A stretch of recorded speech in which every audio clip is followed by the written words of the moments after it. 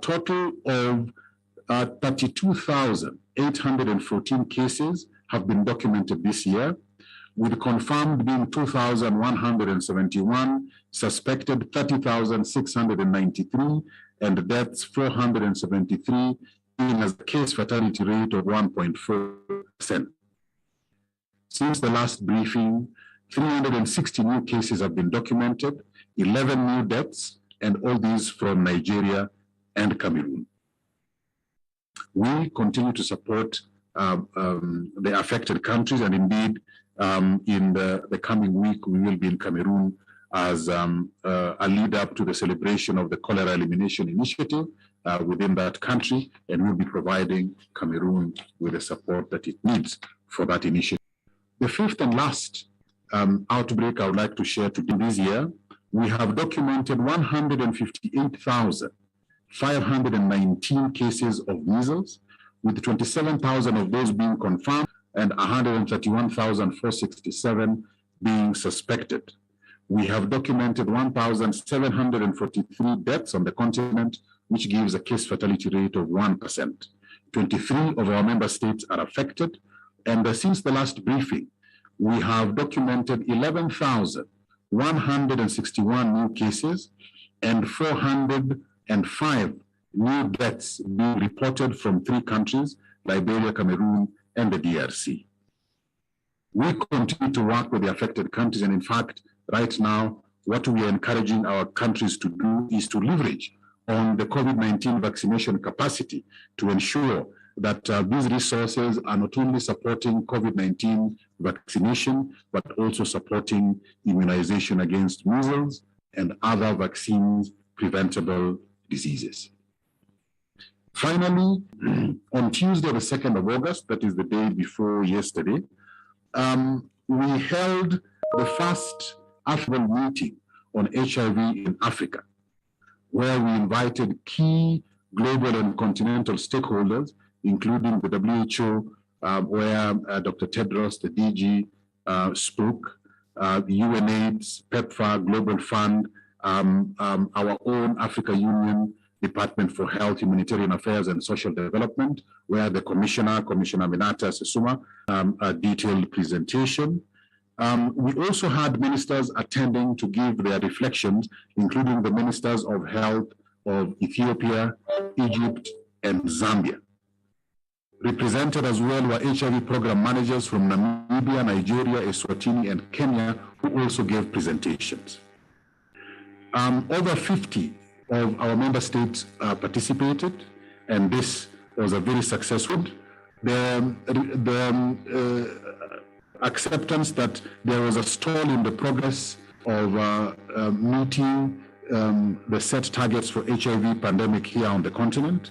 And indeed, we agreed that we needed to focus more on prevention, particularly amongst specifically identified communities, including women. We also agreed that we needed bold and synergistic leadership to be able to take our efforts to the next level. We also identified gaps in the response, and in the reports that we are currently distilling, we are going to ensure that those gaps are given their appropriate attention in the plans we have for addressing HIV as an emergency here on the continent. We also agreed that domestic financing needed to be agreed, and that we needed to find new and innovative ways of increasing our response to HIV with the aim of eliminating it across the 55 member states. Indeed, the discussions aligned perfectly with Africa's new public health order and the Africa Union's Agenda 2063. And we are looking forward to working with our member states in ensuring that HIV is given the attention that it requires as a pandemic, and our response is going to be designed to address HIV in Africa as an emergency.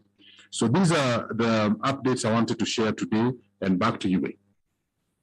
Thank you very much, Ahmed, for that very comprehensive breakdown of the situation, as well as some of the initiatives being undertaken by the Africa CDC, as well as in conjunction with other partners in terms of mitigating those situations. Colleagues, now it is time for us to go into our question and answer section. And the very first person to send in their request today is Vinicius Assis, who is from Brazil. Vinicius has not yet sent us his news agency, but I know that Vinicius is a regular on this program. So let me read out this question. And the question is about monkeypox. How prepared are African countries for the monkeypox outbreak? And then he adds, what is the biggest issue around monkeypox? Thank you very much, Vinicius. And how prepared are we in Africa? I will not be able to give a percentage, but we have put adequate measures in place for surveillance and also for management of cases that have been identified. So in terms of preparations, everything that we can be able to do on the continent within our resources are in place, and we are confident that no country will be able to have a case and not be able to detect it. So we are quite ready in that sense. The biggest gap we see is vaccines, availability of vaccines for monkeypox. This is the only tool that currently we do not have at all on the continent. The second challenge are test kits, so that we can be able to confirm the cases. So these two tools are required on the continent quite urgently, so that we can be able to ensure that our preparedness and response is better and faster. Thank you. Thank you, Ahmed. Let's say hello to Sarah Jerving, who is online. And Sarah, I take it that you are with DEVEX. Please go ahead with your question.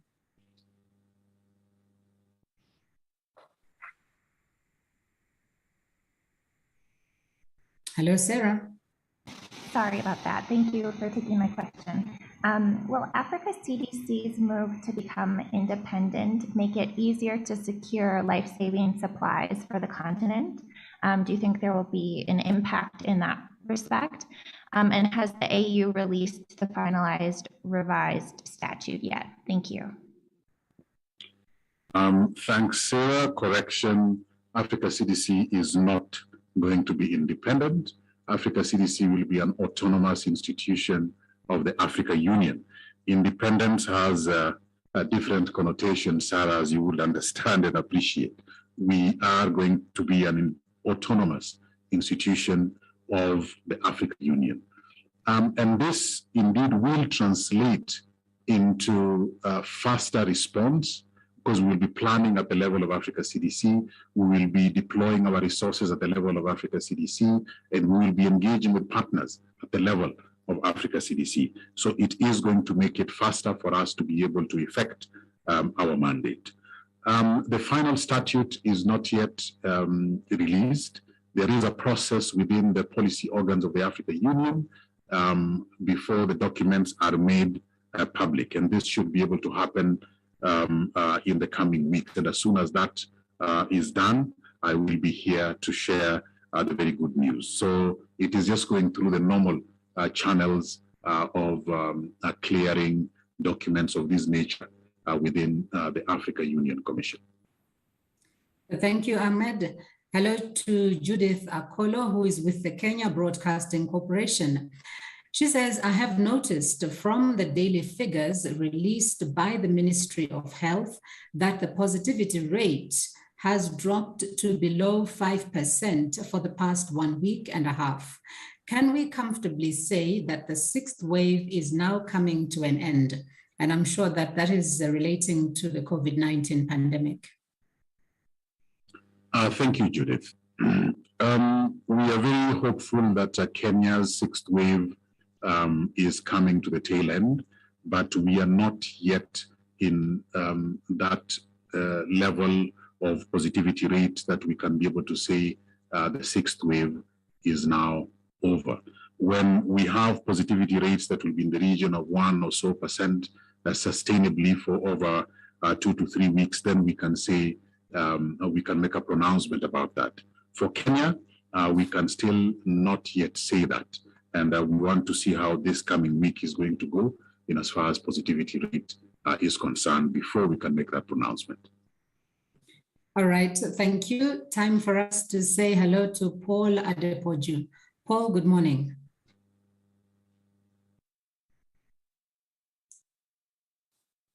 Hello, good morning, and thanks for taking my question. So my first question has to do with the current status of Africa CDC's ability to declare public emergency of continental importance. Because you said the statute is not public yet, does it mean that the center still has to wait until that is clarified, or you can do it now? And another question that supports that is looking at while comparing the status of the different outbreaks that you've mentioned today, we see that there are actually other diseases that there are more cases and more deaths in Africa other than monkeypox and COVID. So if the Africa CDC is in full charge of declaring, so which disease do you consider to qualify presently for a public emergency of continental importance presently? And another question supporting monkeypox. You said no group is especially affected by monkeypox in Africa. So the question is, what do you think is driving the monkeypox outbreak in Africa? Thank you. Thank you, Paul, and trust you to always ask the difficult questions. Let me start with the issue of the statute.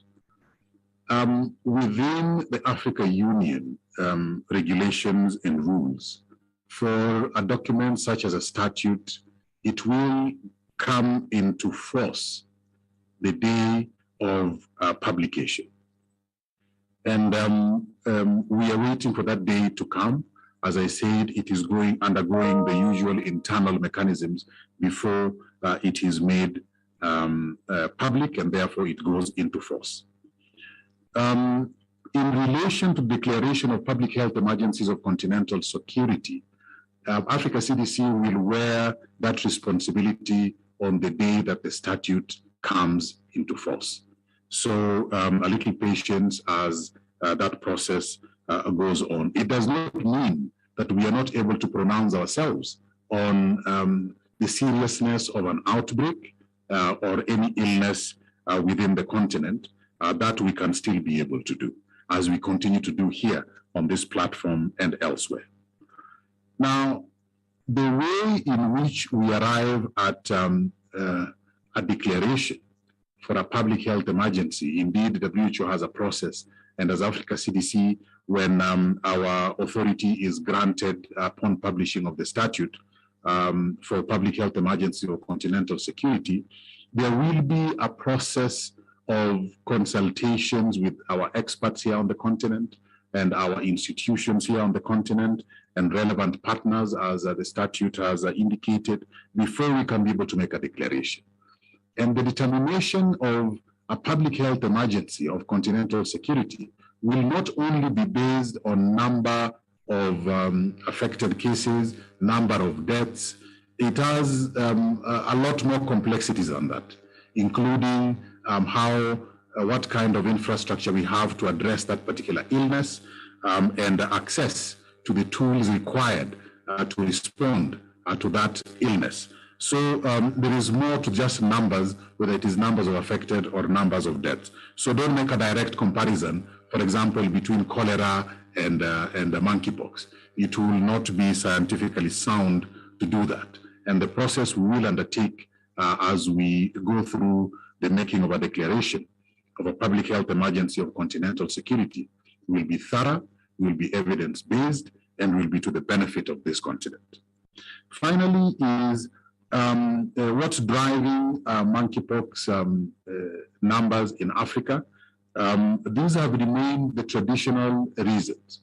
One, communities that are in contact with the animals that have the monkeypox virus, for whichever cultural and social reasons that they have, this is a very good source. This has been a good source of the numbers, particularly in the beginning. Secondly is monkeypox is a close contact illness. And whenever it goes into a community, and our African communities live very close together, they engage and they work together. They generally are within very small and contained spaces. This is a driver for monkeypox, the illness. Third is when communities see monkeypox as a problem, then it is reported quickly and it can be able to be addressed. When they don't see it as a problem, then it means it spreads before the health authorities can be able to come to address that particular outbreak. So the perception of the seriousness of the illness also determines how a community will respond to it, and their health-seeking behavior will be guided by their perception of that illness. What is not driving the numbers in Africa is specific parts of the society as has been documented from other parts of the world. That is not driving the numbers here in Africa. What is driving our numbers are still the traditional risk behaviors that we have. They are still the traditional close contact ways of life that we have here on the continent. And we have not seen any change in that. We doubt we will see any in the coming days. Thank you very much. And I think you have almost answered the next question, which is coming from Kara Anna, who is with AP.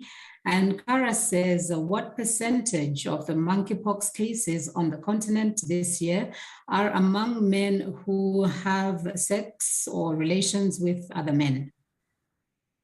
Thanks, Kara. That is a statistic that we do not have because it has not been a problem. We do not want to create a category that is not in Africa a driver of this particular outbreak. We do not have that statistic, and it has not been since 1970 an important category in as far as the data that we are collecting is concerned. And we don't want to make it an issue now. Okay, thank you very much. Good morning or good afternoon to Esther Nakazi. Esther, please go ahead.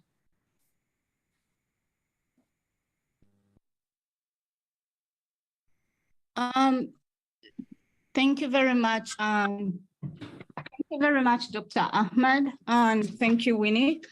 My questions are relating to monkeypox.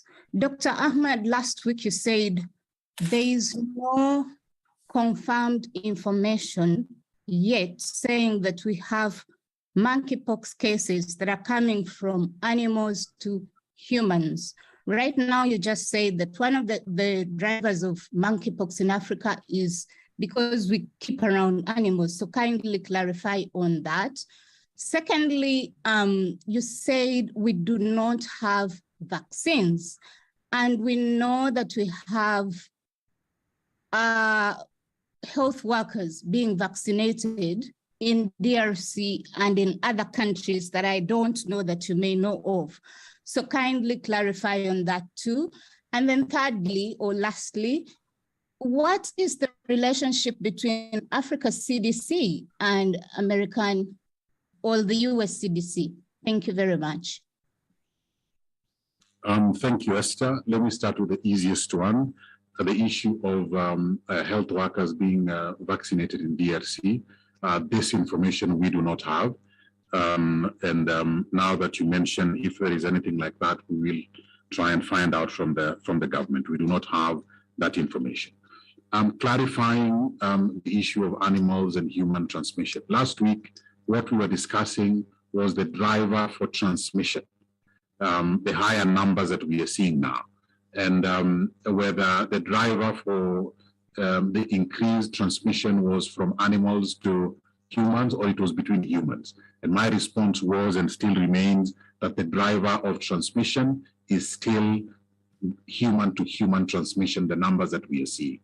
What I am saying today are the traditional sources of monkeypox as an illness. The virus is resident within animals, and for it to come to humans, then we must have an interaction between humans and animals. It does not come from humans originally. That is the difference between those two. The traditional drivers, which is from animals to humans, and then the increase in numbers as we are seeing now from the beginning of the year is between humans and humans. That is what is driving the current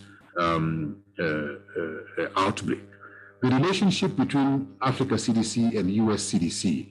Africa CDC is an autonomous health institution of the Africa Union. Africa-owned, Africa-run, Africa-led. The US CDC is a similar institution for the American government. And we collaborate and partner in many different aspects of our work, but we are two separate and completely different institutions who just happen to share a name. Just like there are many Esthers out there, but they will not be necessarily twins or relatives. That is the extent of our relationship with the US CDC. It is useful to say US CDC, Africa CDC, because they are totally different institutions. Thank you. All right, thank you very much. And thank you to Vinicius Assis, who has just come through to identify himself. And he says, I'm a freelance journalist, and also that he was asking his question for Radio France International. So thank you very much, Vinicius, for coming back to us.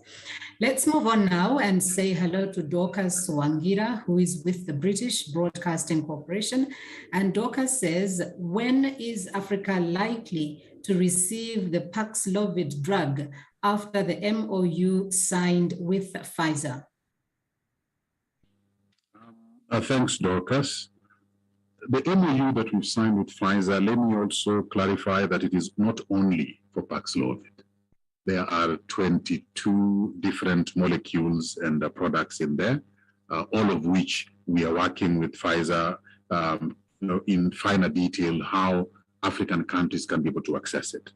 How soon this is, I cannot be able to give a timeline because we need to set up certain infrastructure to ensure that African countries can be able to make requests. Pfizer will then be able to make that available. And as Africa CDC, we will be playing the intermediary facilitative role. So timelines are not there, but as soon as we have worked out the details again, I'll be back here to be able to provide those details. But for us, and indeed even for Pfizer, it is something that we should be doing as quickly as possible because the need is there. All right, thank you, Ahmed. And again, you have partially answered the next question, which is coming from Coletta Wanjohi, who is with FSN. Coletta says, wants to know about the progress in seeking vaccines for monkeypox. And she asks any requests made and any responses. You've just spoken about the MOU with Pfizer, but out of that MOU, are there any other measures that are being undertaken? No, thank you, Coletta. Now, sticking to the monkeypox vaccines, because I think the earlier one is answered, we have approached and are in discussion with a number of countries and institutions in relation to making monkeypox vaccines available to Africa. Those discussions are continuing, and you will appreciate that before any agreement has been made, we are unable to make those public. But as soon as we have secured any agreement with any of the parties that we are discussing with, we will be able to make it public. Suffice is to say that Africa CDC is in discussions with several entities regarding making available monkeypox vaccines here on the continent. All right, thank you. Judith Akolo has a follow-up question. In fact, we have about 4 follow-up questions, and we have 10 minutes to go before we close. So I think we'll go through these very quickly.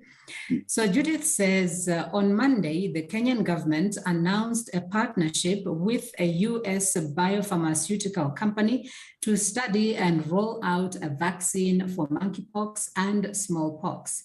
The arrangement will see the New Jersey-based Tonix Pharmaceuticals Holdings begin the study in 2023 in partnership with the Kenya Medical Research Institute, or KEMRI, in the search for a vaccine. My question is the Africa CDC aware of this?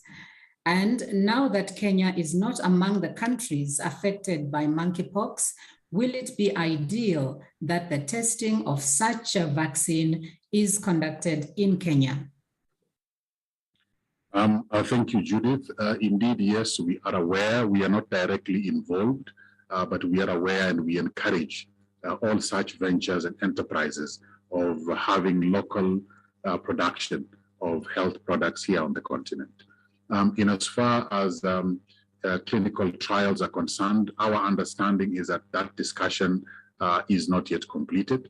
And for clinical trials, you can be able to do that in different sites based on the requirements of the product. Since we do not have details of the product, we are not at this stage able to give any guidance regarding the suitability of Kenya as a clinical trial site.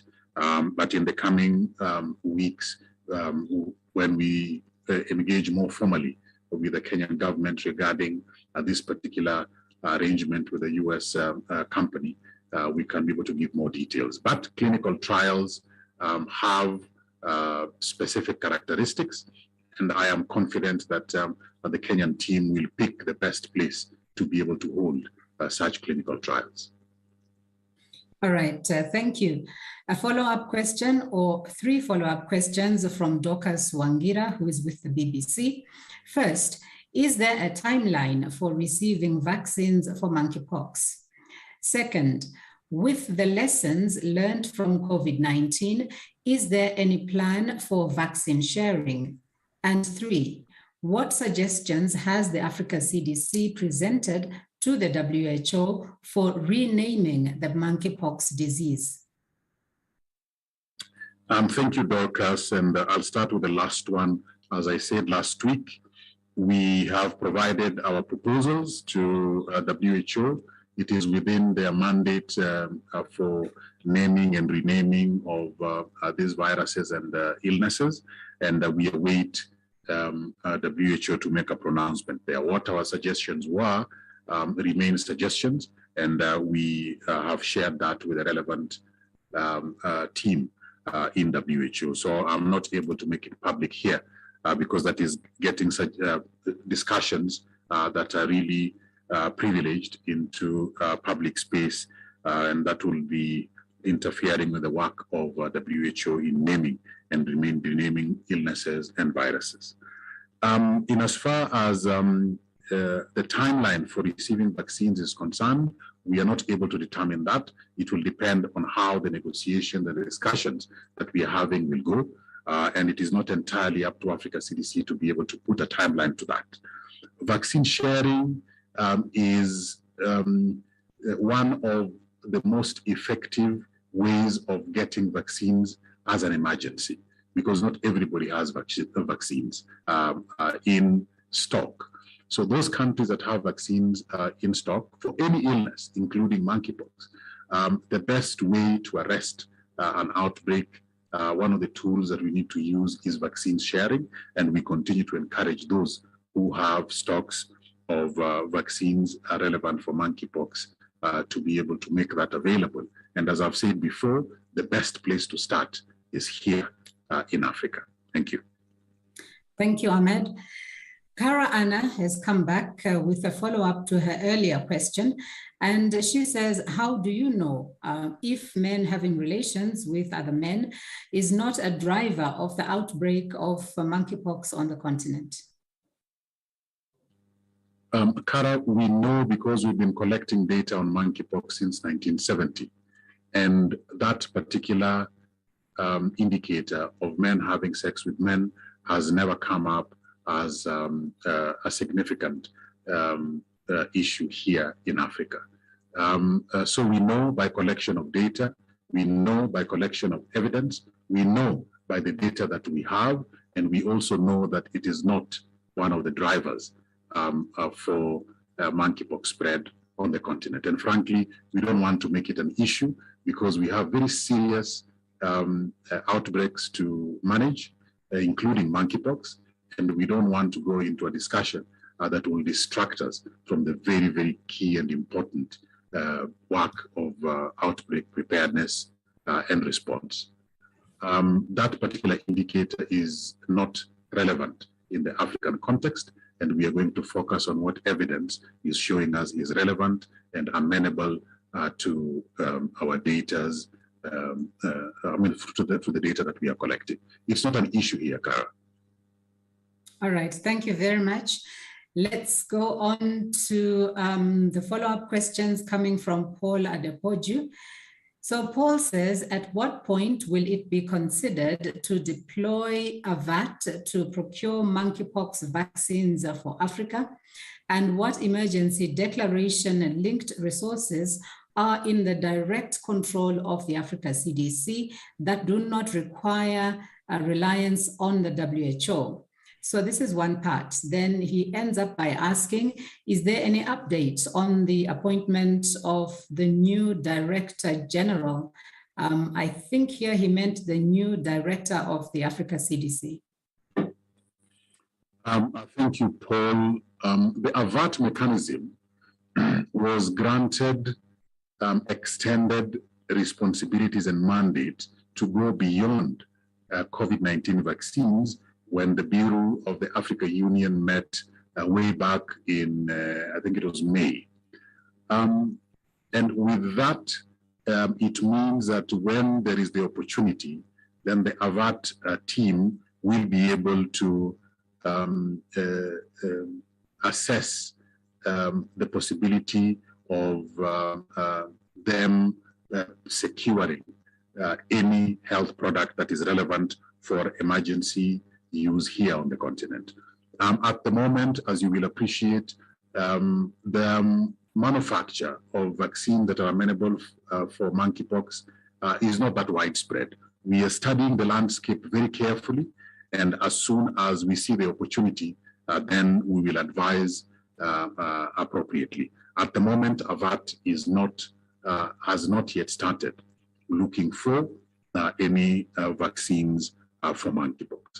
In as far as resources are concerned, all our resources are separate from WHO, and we manage our resources within the regulations and rules of the Africa Union as mandated to Africa CDC. But we coordinate very closely with WHO to ensure that the resources we have and the resources that they have are actually working in synergy to the benefit of this continent. So we are very happy that that particular arrangement has seen a lot of benefits during the COVID-19 pandemic, and we intend to use all those lessons in all the outbreaks that we are going to be handling. Resources are being handled by each entity separately, but we are doing it in synergy to the benefit of Africa. In as far as a new leadership of the Africa CDC is concerned, at the Lusaka meeting, the Executive Council on Delegated Authority from the Africa Union Assembly of Heads of States did pass the statute.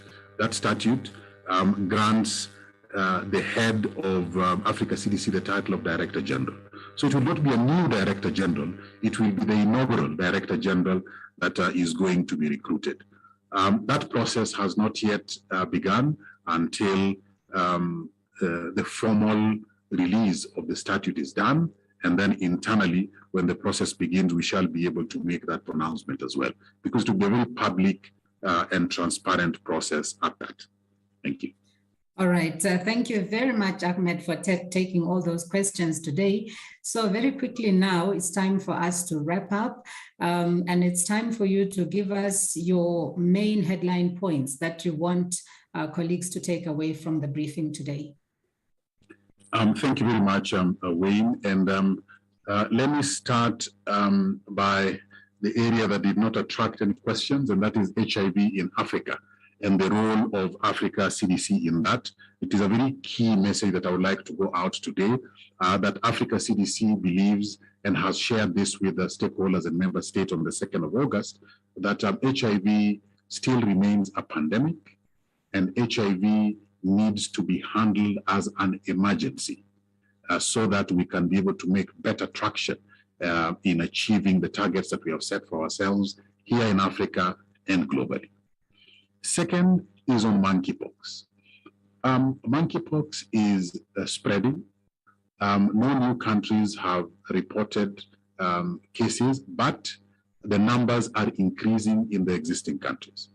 And in this way, particularly after the declaration by the WHO Director General that monkeypox is a public health emergency of international concern, we are calling upon our partners and friends, indeed our member states here on the continent, that we need to shift from monitoring to action for controlling the spread of monkeypox. We also need all the tools to be made available to African countries: test kits, therapeutics, vaccines, information. All need to be made available equitably across the continent.